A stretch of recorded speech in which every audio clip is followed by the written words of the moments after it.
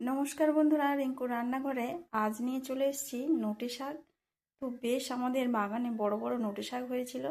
তো সেই নোটে শাক নিয়ে এসে আমি ভালো করে পরিষ্কার করে ধুয়ে নিয়ে কেটে নিয়েছি। তো এই ডাঁটাগুলো নিয়েছি, এই ডাঁটা দিয়েই আজকের একটা রেসিপি বানাবো।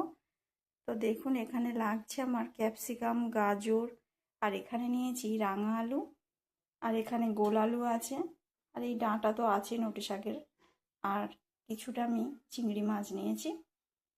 তো রেসিপিটা করছি, আপনারা শুরু থেকে শেষ পর্যন্ত দেখুন, আশা করছি ভালো লাগবে। প্রথমে চিংড়ি মাছটা আমি নুন আর হলুদ মাখিয়ে ভেজে নেব। চিংড়ি মাছটা আমি ভেজে নিয়েছি, এখন আমি সবজি কিছুটা ভেজে নেব।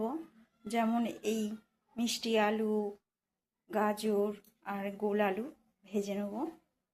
ফোড়নে দিয়ে দিলাম মিঠা কাঠ, পেঁয়াজ, দিয়ে দেব ক্যাপসিকাম আর টমেটো।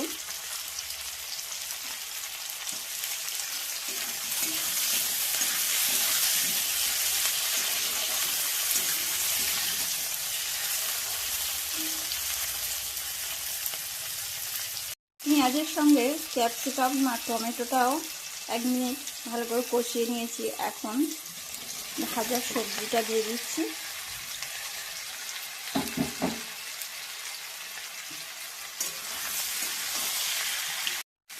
এর মধ্যে আমি গুঁড়ো মশলা ব্যবহার করছি, হলুদ গুঁড়ো, লঙ্কার গুঁড়ো, জিরে ধনের গুঁড়ো আর লবণ।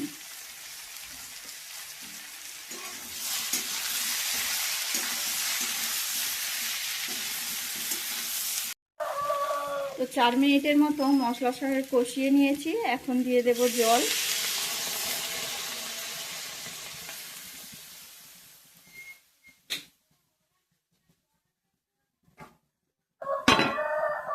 দিয়ে দেব ভাজা চিংড়ি মাছ। রান্না তো শেষ পথে। এখানে আমি সর্ষে আর পোস্তর একটা পেস্ট নিয়েছি, তো এটাই শেষ পথে দিয়ে দেব।